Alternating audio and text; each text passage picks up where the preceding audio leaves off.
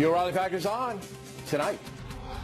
WikiLeaks published thousands of documents. What could be a major security breach, a bombshell involving the CIA. And maybe the worst hack yet in American history. Grave damage being done to America by leakers and hackers. Can President Trump stop the madness? We'll have a report. This is what democracy looks like. A protest called a day without a woman underway. What is it? And is it necessary? Also ahead, Miller with the best places on earth to live. And a report that sales of Ivanka Trump's clothing line are soaring. Caution. You are about to enter the no spin zone. The Factor begins right now.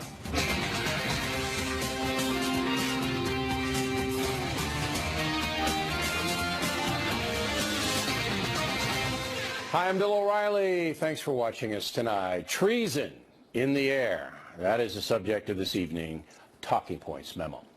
We now know that somebody either leaked or hacked into CIA files that explained how U.S. intelligence is tracking enemies of the nation. WikiLeaks, again, says it's released almost 9,000 documents from the CIA Center for Cyber Intelligence. Wall Street Journal editorial put it this way, quote, "The losses from this exposure are incalculable. These tools represent millions of dollars of investment and man-hours. Many will now be rendered moot as terrorists or foreign agents abandon traceable habits," unquote. So again, ISIS, Al-Qaeda, other killers now know how the USA is tracking them. Therefore, the leaks are a treasonous act. According to the Reuters news agency, the CIA breach happened during the Obama administration. The Factor has learned that some of the computer systems used by the CIA are more than 40 years old, easily hacked into, easy targets of theft. We've also been told that bids are out to high-tech companies to upgrade the computer facilities of our intelligence agencies. That'll cost tens of billions of dollars, but is absolutely necessary in this very dangerous world. But no matter how sophisticated the hardware gets, we still have people committing treason inside the government. We reported on that last night. Since taking office, President Trump has been bedeviled by leaks, classified information being fed to the anti-Trump press among them. So now we have a growing catastrophe. Obviously, the CIA and other intelligence agencies cannot protect their secrets. And so far, only a few individuals have been charged with violating national security. In 2013, then Private Bradley Manning was convicted of 6 Espionage Act violations, plus theft and computer fraud, for giving stuff to WikiLeaks. Just before he left office, President Obama commuted Manning's 35-year sentence, allowing him to leave prison on May 17th of this year after 7 years. Many objected to the leniency shown Manning. Talking Points believes that leakers of classified documents are actively committing treason. And it's apparent that the federal government does not have a handle on how to apprehend these traitors, much less stop the espionage. America is the most sophisticated country in the world, but we cannot protect the private conversations of our leader, our intel secrets, and our counterterrorism measures. We can't protect them. Obviously, a dangerous situation. President Trump should order the FBI to aggressively investigate all leaks and hacks, assigning that a top priority. Today, Republicans on the House Judiciary Committee requested a meeting with FBI Director Comey on the hacking and leaks. Mr. Comey should do that as quickly as possible, and it should be televised. Americans need to know if this situation is completely out of control or what. And that's a memo. Now for the top story reaction, joining us from Washington, Bob Woodward, Associate Editor of the Washington Post. So do you disagree with me, Bob? Well, first of all, it's not treason what the press is doing, because the press gets these things and, as you well know, carefully vets them with the government to see if they're doing something harmful. And normally the press won't print things that's going to get people killed or that blow operations. All right, let me stop you there. That's the way it used to be. It's not that way anymore because of the internet. All right? You know, one of the big stories of the fall was an internet site putting out this raw, unsubstantiated stuff on Trump that said horrible things about him and some alleged Russian transgressions. So it's not that way anymore. That maybe your newspaper does it, and maybe the Fox News channel does it, but the internet doesn't do it, and that's where these leaks are going. Okay, and that's WikiLeaks, and that is in a different category, and I agree with you. That is a real serious problem, and that should be the focus of attention and investigation. Let me ask you, have you ever received, Bill, information that's classified that then you broadcast or talked about in a public forum? You know, in my career, I don't believe I have. I mean, I've received the information, but I usually find a way to verify it from another source, and sometimes I don't report it if I believe that lives will be endangered. That's why Bradley Manning got 35 years, okay? Because the stuff he gave WikiLeaks was put out, and then all of a sudden, American agents and some military people had to leave where they were because they might be killed. But this isn't about Bradley Manning. I'm asking about you. Yeah, I wouldn't put it out there unless I could verify it in another way. I would not violate the national security law. I would not do that. Okay, but it's impossible to report on foreign affairs or intelligence or what the Pentagon is doing and not deal with classified information. I don't believe that is. You can get people. I know that's true. Look, here's what I have done. I've got people in high levels and put them in shadow. I did an investigation on the Bradley fighting vehicle for ABC News, all right, that the cost overruns were unbelievable, that there was theft all over the place, and that some active military people were profiting. And I put my guys in shadow who gave it to me, that couldn't identify him, voice distorted. I'll do that, but I'm not going to put out somebody, an anonymous source, who tells me something that I can't verify. Oh, okay, yeah, but all this stuff that we've used in my newspaper about Sessions, about Mike Flynn, has been verified, and it's been presented in a careful way that it does not harm national security. You don't think that your newspaper was used in the taping of the conversation between the Russian ambassador and Flynn? You don't think you were used? Because what happened? Flynn's career went down the drain. Yeah, we still don't know. Yeah, we still don't know why this was put out, and we don't know what agency put it out. I think you guys were used. Oh, wait a minute. Come on. That's BS. Well, who put it out, Bob? Well, okay. Who put it out? Well, first of all, who fired Flynn? Not the Washington Post, President Trump, because he saw Flynn something wasn't in I'm not saying that Flynn didn't deserve his fate. I'm saying that you don't know who taped that. Do you know who taped that call? Look, specifically, I don't know, but I know the reporters who did this. Hey, wait a minute. This was done in a very careful way. It was verified. Bob, you're dodging me now. Come on. Do you, Bob Woodward, know who taped that call? Do you know? I do not know. Okay. All right. And you're an honest man, and I believe you. So that opens the possibility that you and your paper were used, okay, by somebody who illegally tapped Flynn because he's an American citizen. It's illegal to do it. It opens that possibility. Surely you know that. Wait a minute. This isn't about being used. This is about what's true. But we don't know what's true yet.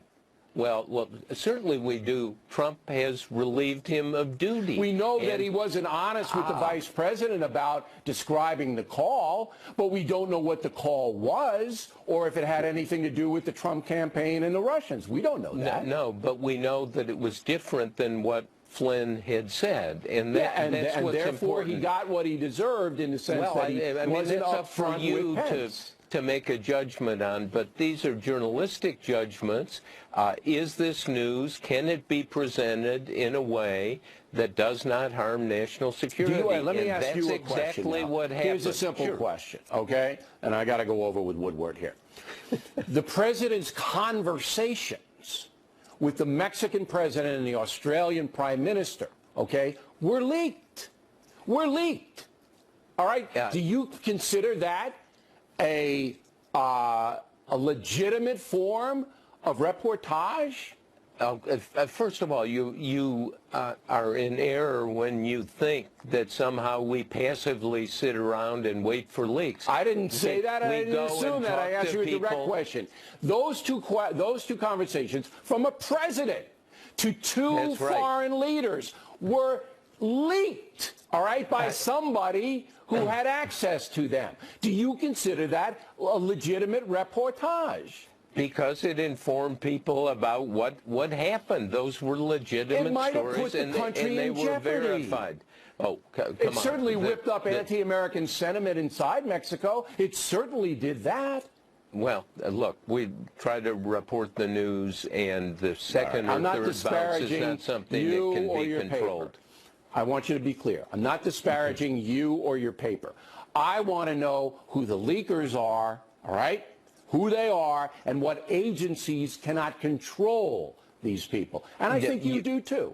Okay, you would be surprised. I have had presidents in Republican and Democratic administrations provide information that is technically classified.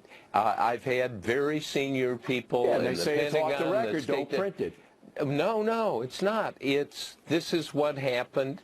Check it out. This is the way it can be reported and dealt with. And Bill, you know that happens all the time. And the question is here, can it be done in a careful and fair way? And here's I believe the question it has. for me. Does it damage the country? That's the question for me. Great debate. We'll continue it. And we love having you on. We love having you on. Thank you. Next on the rundown, new poll on President Trump and some very interesting results Bowling and Rivera will analyze. Then later, Miller on the best places to live in the world. And a vicious crime gang from El Salvador continues to plague the nation. Those reports. A new poll from USA Today. Question, what is your opinion of the job Donald Trump is doing as president? Strongly approved, 23%. Approved, 24%. Disapprove, 14%. Strongly disapprove, 30%. And so the president is up by 3. Do you generally approve or disapprove of President Trump's temperament? Approve 30%, disapprove 60%. Undecided 10. You're undecided about his temperament? Do you believe President Trump has shown leadership in his first 40 days? Yes, 55, no, 41. Finally, President Trump has said journalists and the media are the enemy of the American people. Do you agree or disagree? 34% agree, 59% disagree. Here now to analyze Geraldo Rivera and Eric Bowling. What jumps out at you, Bowling? Well, first of all, clearly the Trump win is controversial, and you're seeing that reflected in those polls. They're almost all evenly divided with the exception of the last one about whether or not the media is the enemy of the United States, the American people. If they rephrase the question, an enemy of the American people, I think you'd have it flipped, and 59 or more would say yes. I would agree with that. Just flipping to the, or the taking the out. Is it one of the enemies? Correct. Right. I mean, clearly our biggest foe could be Iran. I'm not sure that would flip it. I'm not sure about that. You don't think that if they said, is the media and here's how I would have phrased the question. I do agree that it's poorly phrased. I would have said, do you believe the media, all right, can be an enemy to the American people? Enough. That's all. I'm not a blanket every second, because I'm the media, and you guys love me. I know you do. All right. What's the relevance of that question at all? First of all, I think this poll is totally legit. Suffolk University did a great job in terms of getting a big sampling from what I call Trumplandia, all of the South, the Rust Belt, lots of Fox News viewers. They really did a pretty good job. And they came to the same conclusion that I think people watching this program tonight would come. The president has shown excellent potential. The stock market is way up. The country in many ways already better off than it was on January 19th. But his temperament with these tweets and this recklessness when he puts out things like the wiretapping allegation with no proof whatsoever, that really is dragging him down, and he's really self-inflicting. So if he would cut back a little on the flamboyant tweets, then his numbers would even go up higher? I think that I really do believe. I think that, first of all, his approval numbers might surprise some people. He's very competitive, where Barack Obama was through much of the second part of his presidency, 47, 44. That's because the economy is getting better. That's because the economy is getting better. I think that this discussion on Obamacare and what replaces it might have some drag, but not yet. I was tremendously enthused and positive about the fact that the same two-thirds of the American people want the Dreamers to stay. They want immigration reform. Because Americans are essentially fair people. They are, and they're dubious about spending the $54 billion. They are fair extra people, and I think this poll, it was a fair poll, except the phraseology of the media question, I'll grant you, was, are they the bad, they're not on the level of ISIS, the media. Not yet. They're trying to get there. We'll have black flags outside of some of the liberal entities soon. Now, the economy getting better is going to drive all of the president's poll numbers up, right? What happened today? Axios put out a couple of numbers. There are three. What's Axios? Axios. You have to read this. This is the best. Axios, is that a website? It's a newsletter every morning and a website, but you take 10 minutes out of your day and everything that's going on in D.C. I highly recommend that. All right, so they put out, they talked about, I don't, 3 major Chinese tech firms that are promising investment in the United States. Also today, ADP came out with a private employer number. 298,000 people were hired last month. It blew the doors off the estimations. For an example, President Obama, even in his best years, rarely exceeded 200,000. Right, so the economy's looking up. But you know who cares about those tweets at 4 or 5 in the morning? Who cares? The media cares. American people care about the jobs. Bowling. When you're a president, you accuse your predecessor of tapping you, everybody takes a look at that. Everybody takes a look at it. It's reckless and immature. Unless he has. And I love the guy. I would tell him, I wish middle America cares about. Unless he has evidence that members of the Obama administration did it. But even if you have evidence, is that the appropriate way to find the appropriate way to get attention? Is that the appropriate way to get attention? He's the president. He controls the attention button. He can get attention anytime he wants. So I think that there was a reason why he did that, but I don't know what the reason is. Well, all I know is it doesn't matter, because it gets people talking about other things other than this whole Russian issue. I'll tell you what American people care about. They care about jobs. They care about being able to put food on the table, and they care about wages. I disagree. All 3 of those things are better under President Trump than they have been in years. You disagree they care about that? I disagree that the American people do not care about Russia. In the survey, Russia also polled 2/3 of the American people want to get to the bottom of that story. Now, I personally, if you're asking me, I don't think there was any wiretapping, and I don't think there was any Russian collusion. I think that in both those cases. Geraldo, there was wiretapping. The question is, did President Obama direct the wiretapping? That's the only question. I mean, it was wiretapping on the Russian ambassador. On the Russian ambassador, but not the way the president said it. But that Russian story, that's starting to dive now, big time, because there's just no evidence to back it up. Gentlemen, as always, thank you. Directly ahead, a day without women. It's happening right now. Take a look at it. But later, it seems Ivanka Trump's clothing line is doing well, despite Nordstrom and other retailers saying the opposite. We'll have the facts. Ooh, those facts.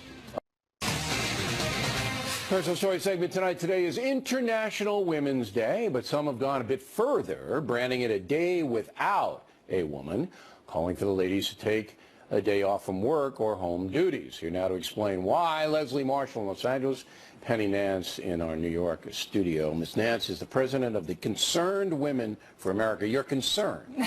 We all should be. All right. Are you concerned about the day off some ladies are taking today? Yeah, not many are taking it off. Look, How do you know?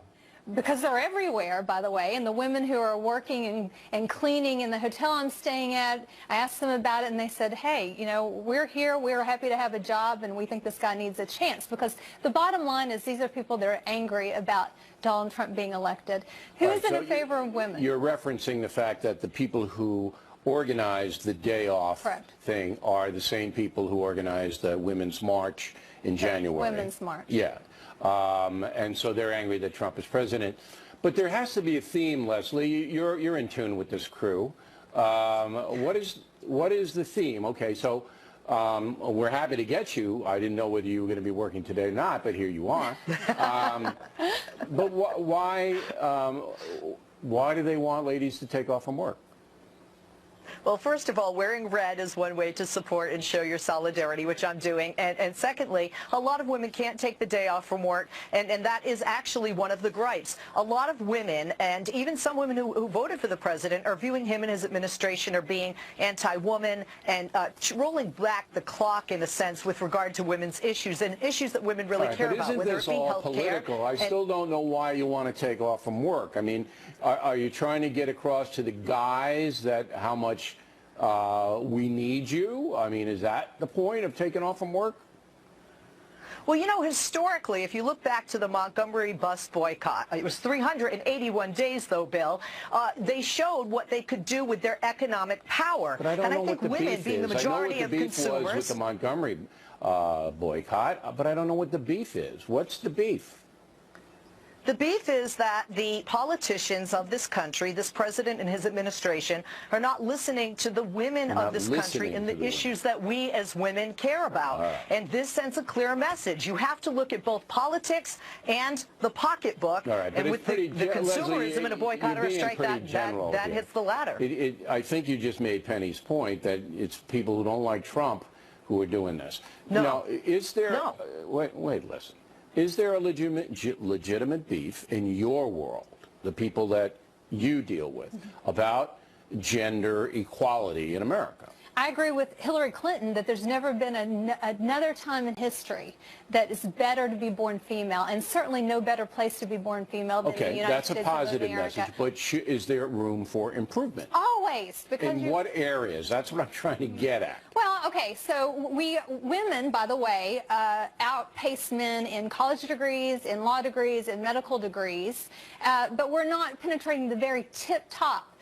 In CEO. Running those companies. However, what I would say is this message is so wrong. It should be the opposite. You don't make the boardroom by staying home and pouting. We have told women, and we're doing the hashtag Women Make America Work. Go to work and kill it today. That's how you get to the boardroom.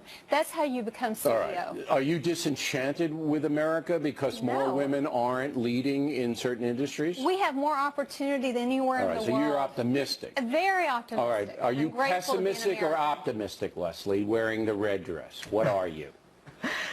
I'm a pessimist normally, but I'm optimistic.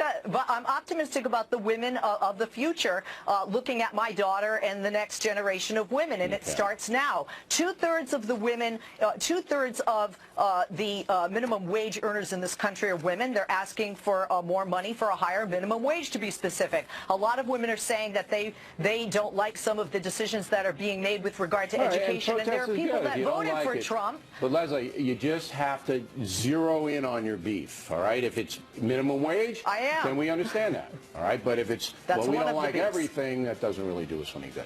Ladies, very good. Thank you. Plenty more ahead. This Factor moves along this evening. Violent Salvadoran gang, MS-13, plaguing America. It's full of illegal alien criminals. We'll tell you what's going on. And Miller on the best places to live on the planet. Also, Ivanka Trump's clothing line apparently doing very well, despite reports. We hope you...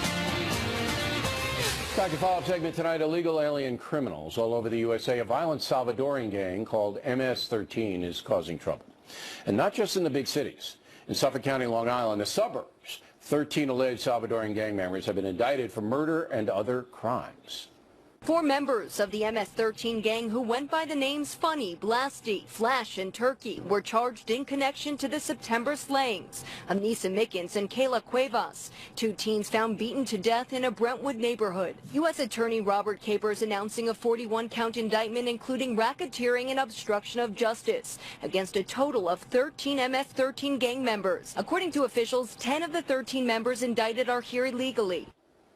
With us now here in New York, Timothy Sini, Police Commissioner of Suffolk County. So this is a federal beef.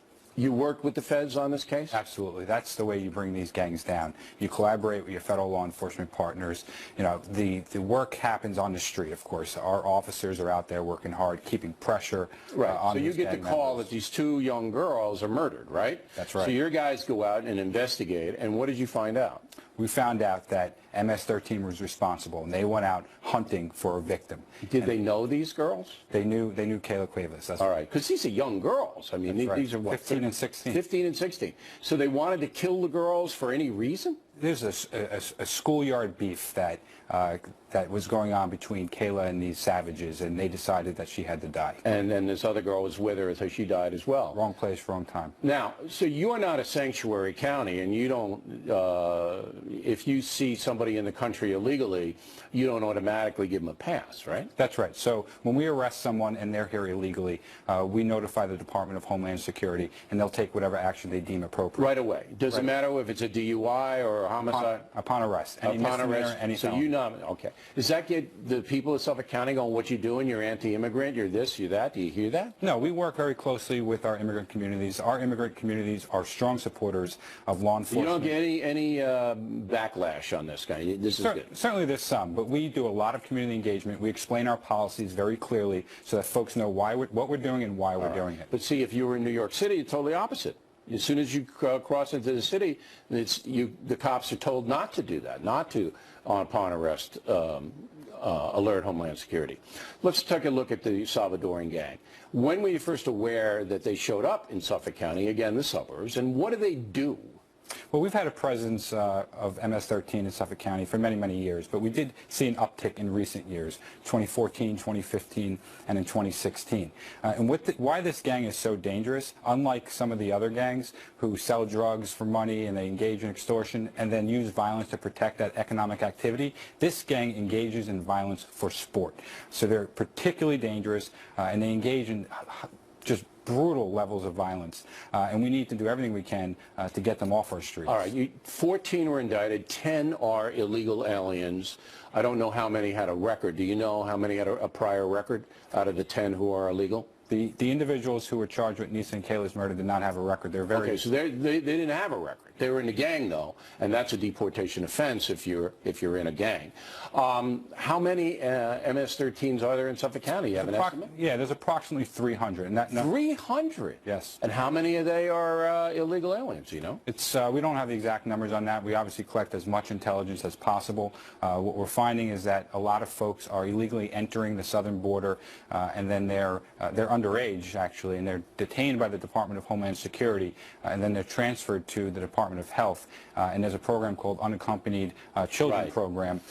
But there's a base of 300 El Salvadoran gangsters. Those gangsters are going to join their pals, right? There's no doubt. It's a magnet. Yeah, MS-13 recruits folks who recently immigrated to this country, whether legally or illegally, and we have to make sure that we put them All right.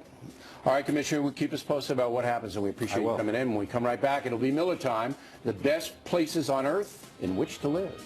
Miller is next. The O'Reilly Factor, the #1 cable news show for 16 years and counting.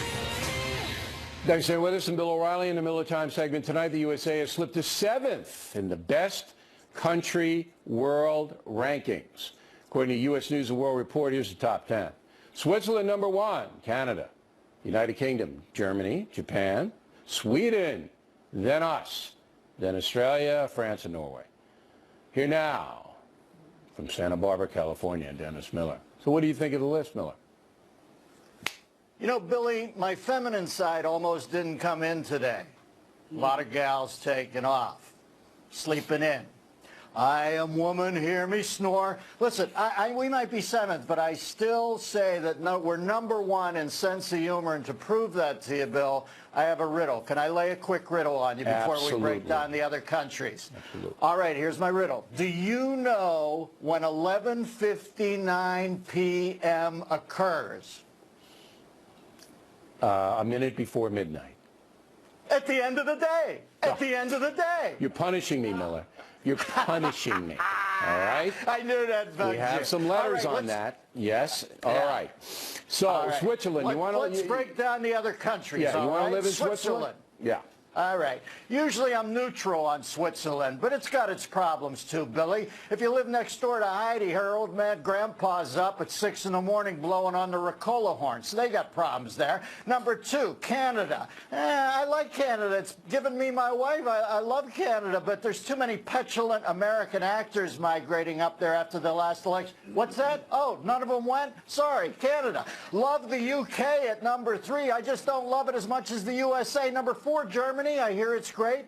But let's face facts. The Hun gets a little flippy every once in a while, history shows us, and they're due. And you don't want to be in that Berlin hotel when they throw that wall up again overnight. Number 5, Japan. I like Japan, but I'm bad with chopsticks. And you know, Billy, the green tea has a binding effect on my small intestines to the point where I want to commit seppuku. Number 6, Sweden. Hey, if I want to live in the Mid-East, I'll just move to the Mid-East. And that puts us at 7, Billy. It's warmer. I forget who the rest of them were. Australia, France, and Norway, but they're behind us. See, we're better. Norway. Are you kidding? Norway Yeah. is the little plastic village you set up under your Christmas tree once a year. The United States is the big honking train that comes through and makes the whole thing even vaguely interesting. Get out of here with Norway. It is. The United States has more opportunity, but, you know, look, Switzerland's a nice little country. You learn how to yodel. You got a big comforter on you every night, and it's very clean. Canada, we like Canada. It's a little brisk up there, but we like it. You mean that big comforter named Helga? Whatever the comforter is named, it's okay with me. Now, we mentioned Australia. This is great. In Melbourne, which is a nice town, okay, they have little icons on lights. Everything's nice, Billy. Everything's not everything, all right? Glasgow, Scotland, not a nice town. Okay. Now, they have little icons on it, you see? But now they're both genders. It used to be they were just men crossing the street, and now they had to spend all the money to get some ladies on the traffic light icons to be politically correct, Miller. Yeah, you know what's going to happen here, Billy? There's going to be a lot of intersection crashes now. Guys not paying attention, checking out how stacked. Look at that silhouette on the sign. Is she stacked? Hey, baby, boom, crash, wreck. And why is this in Melbourne? Why isn't it Melanie-born? Are they hateful about women down there? And I don't know who the woman is in charge of that organization who's putting this through, but I guarantee you she doesn't drive a stick. Miller, it's a different world than the one you and I grew up in. Back then, the USA was #1. Maybe Austria was #2, but now Austria's not even on the list. It's not even Billy, there. let me say this. It's a different world in many ways, but in another world, some of these feminists are stuck in a Virginia Slims ad from a 1967 copy of Look magazine. Who knew that they wanted to work this hard to get strong enough to be whiny on their own? All right, Dennis Miller, everyone. A quick reminder, out of 25,000 tickets, see Miller, Waters, and me, only 150 remain. So if you're near Omaha, Nebraska, Tacoma, Washington on the last weekend of March, check it out on BillO'Reilly.com. I'd like to see it. I'm Dak. Contrary to some reporting, Ivanka Trump's clothing line doing quite well. Right back with it. Business Network at 2 p.m. So sales are good for the Ivanka line? Are great. We contacted the company, and the CEO says it's never been better. In fact, for the last 4 weeks or so, it's been through the roof. So this is important, right? Because you think about the timing, and you'll recall there was a big fiasco when Nordstrom said we're dropping the line, and they said it's because of poor sales. Well, what do you know? Women saw that, Bill, and they went out and they started spending on Ivanka Trump's clothing line. So you think that's what it was? Here's a key question: did Nordstrom have a legitimate right because the Ivanka stuff was not moving, or did they make it up because there was this grab your wallet thing? There's this far left protest that was getting into the store hierarchy, and some believe they just caved and there was nothing wrong with this. Right, and I think grab your wallet completely backfired because women went out and they grabbed their wallet and they bought the stuff, right. Exactly. Right. I think that was a big part of it. Now, the company previously said her sales were down. We contacted them today regarding this to say, basically, don't you feel bad now that you let that go? It was a big opportunity.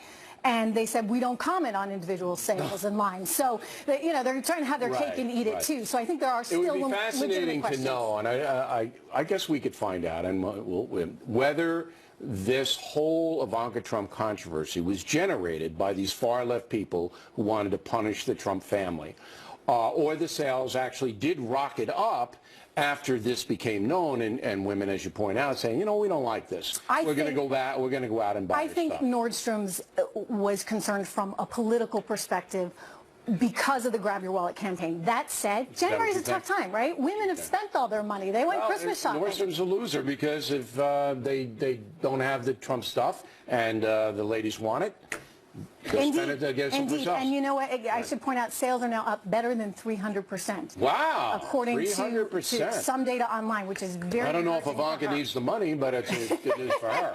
All right, now, do you follow football? Are you a sports guy? A little bit. All right, You know. So you know this Colin Kaepernick, he kneeled down. Well, there was a soccer lady who did the same thing that Kaepernick did. Roll it. What's so proudly we hail at the twilight's last gleaming in the home of the brave. All right, so the woman, what's her name here? Megan Rapinoe. Okay. And she was kneeling down for protest reasons, but now the soccer people say you can't kneel down anymore. Right. The U.S. Federation came out and said you can't kneel. It's not allowed during the national anthem. We're not going to allow it for any national team, whether you're on the men's team, whether you're on the women's team, or whether you're on the youth team. So she was doing this, as you said, to show her support for Colin Kaepernick. And they're saying it's not going to happen anymore. These are people who play international games. This isn't the pro league. It's not like the Red Bulls and stuff. The soccer people don't have any sway. But these are the people who play in the international leagues that is regulated by this agency, right? Right, and you think about it. It's an international league, right? So if you're playing against Brazil, right, you don't really want Americans kneeling. Right. Well, they came down and they said, we're going to throw you off the team if you kneel down, right? Done. End of story. Yeah. Well, Okay. we'll see. She's out for an injury right now. But yeah, we'll see what happens to her. All right. There you go, Trish Reagan. Thank you. Back to tip of the day, an earthquake warning. An earthquake warning for California. The tip, moments away.